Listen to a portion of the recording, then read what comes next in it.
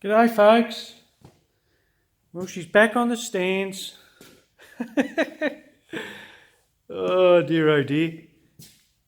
Well, I've let the dust has settled, and I've had time to think about what happened last weekend, and we've had a few things creep in, and it's taken me a few days to sort of work it all out, what's sort of happened. There's been sort of a bit of a chain of events, and oh goodness me, it keeps you on your toes, all this stuff, guys. What happened was we had that kink in the scavenge pump line off the turbo box. All right.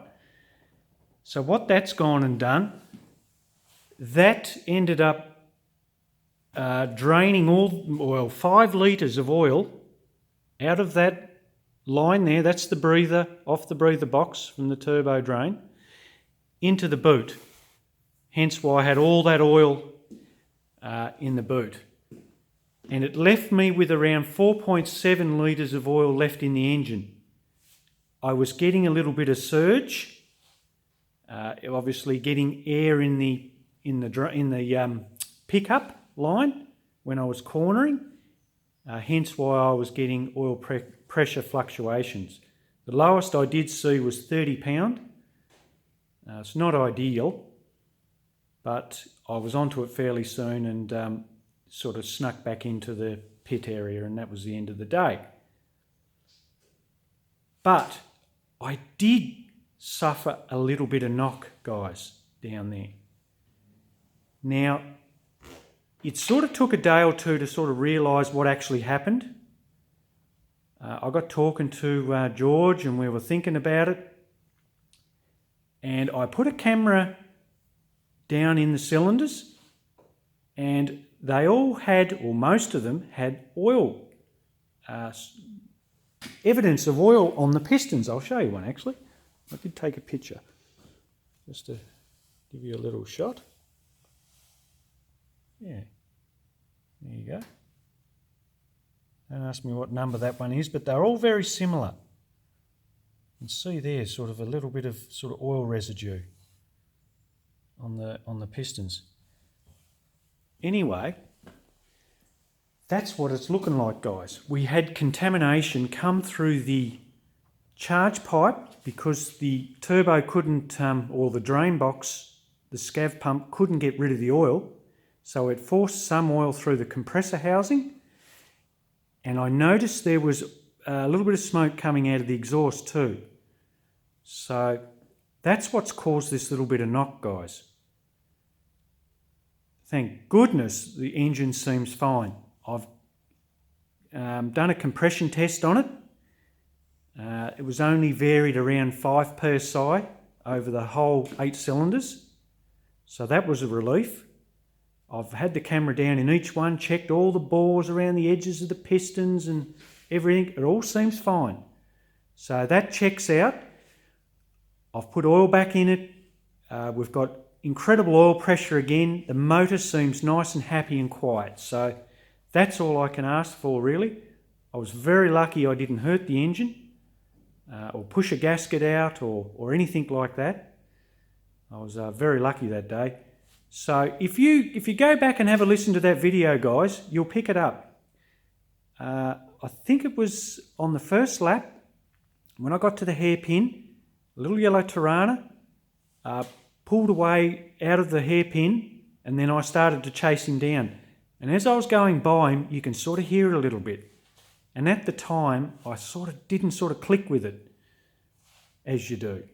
And it wasn't until a lap, I think, or a lap or two later, I noticed the oil fluctuation, and that's when I sort of came in. So I was very lucky, very lucky. So yeah, check that out because it's very interesting information on stuff like that, because it's a killer. Knock is a killer. Now, I got onto something else, guys. I just want to let you know, I'm going to go into it further and I'm going to dive right into it because this is actually a real game changer for me. I got onto what they call them, det cans. It's a sort of a, what it is, you can build them yourself. It's a way of hearing knock. It's a tube.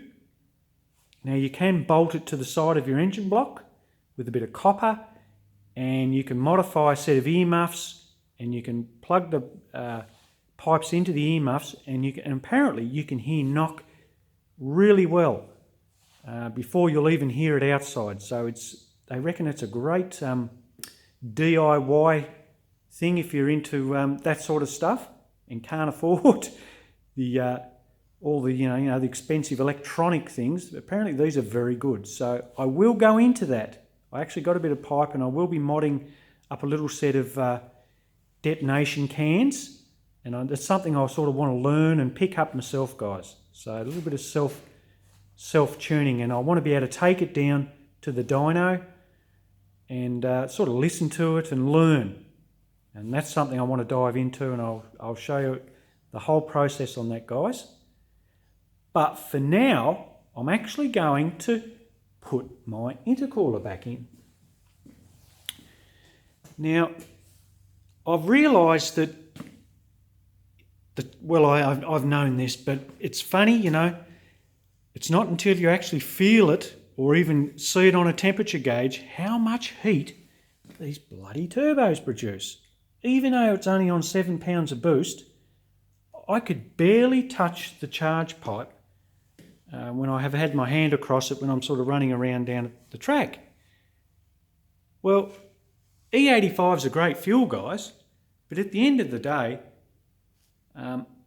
if we're beating on it down there at Simmons on a hot day, the last thing I need is for detonation to creep in, for heat to start creeping in. I thought, well, look, I've had this intercooler here, and it only came to me a few days ago and where to mount it. And that's where I'm going to mount it, guys. What I'm going to do is I'm actually going to pinch the duct off the turbo box, and I'm going to route it in underneath the intercooler. I'm actually going to build a nice shroud underneath it. So we'll plumb the 4-inch line straight in underneath. I'll build another shroud for the top, and then out of the top of the intercooler, I'm going to route it back into the top of the lid of the turbo box. So I'll block that side off. I'll make a nice little plate up, cover that up, and what it's doing is it's killing two birds with the one stone. So it's going to pull heat out of the intercooler, and then it'll help with airflow in where the turbo or where the turbine wheel is. I've pulled the beanie actually off that too, by the way, guys, because I've changed my idea on that again. Yes, heat's great for spool and all that, but now that this thing is just so reactive, I'm wanting to keep the turbo cool as much as possible. So that's where I'm at with this, guys, at the minute, because this is really going to complement the system now, whereas before I was sort of relying on the fuel to do all the work. Well, now I can give the E85 a better chance making more reliable power. Even if I want to go up in boost, I'm not governed with the hot air, if you understand what I mean. Now I can cool the air, the charge air down, and it's sort of going to really offer that engine now a lot better knock resistant with good fuel, good intercooling, and it should really be the ultimate now for my setup. So I'm very excited about it, guys. It's bloody awesome. I can't wait. And that, I thought I did want to put that intercooler back in there a while ago, but I had trouble thinking where to put it. I was going to mount it underneath where the turbo was when I had it rear mounted. But I thought, no, that's too much plumbing. Well, this is all in line. So I've worked it all out for the bends, and it's in a perfect spot there. That side of the car is about 30 kilos lighter on that side. So we've added about 8 kilos to that to sort of balance it up a little bit more. And I think it's fantastic. I'll keep you all up to date with that on the progress of it all, guys. And I've got a few other things I'm in the throws are doing too. It's looking like I don't have a rear main seal gone. It's leaking oil out of my adapter and my drain backs where my fuel pump used to be. Yeah, well, that's the turbo drain, the orange one there, and that's the drain back from the breather box. It's actually leaking out down through there, so I'll address that one, and I'll pull this sandwich plate off and have a good look at it too. So that's where it's looking like I've got the main of the leak coming from at the minute, because there's nothing hanging down from the oil pan below where the rear main is. I had a good look in under there, and yeah, it seems dry. So it's just, like I said, blowing back and making it look like I've got a bloody rear main gone. All right, folks, well, there you go. So we're going to get it organised, ready for the dyno, and hopefully we can keep this knock at bay. And thank goodness I haven't hurt the motor, because, oh look, it's heartbreaking stuff, guys, when stuff like this creeps up on you and you just don't know what's going on. But I'm getting on top of it now, guys. I'm being very vigilant with things, and I'll get there. Don't you worry about that. I'm going to get this thing nutted out and make it really work really well, especially on these hot days. I can go down there with confidence, and that's all I've ever wanted. And a little bit of power to back up too, which is nice. All right, folks, well, I'll pop one up soon when I keep moving on with it now, because I've got time off. I've finished a little job, and I'm going to get back onto this, back onto the car. I've got a bit of time up my sleeve, so I'm all pumped and excited about it. So I'll have my little update vids on it all, and I'll keep you all in the loop. All right, folks. I'll pop one up soon. Catch you later.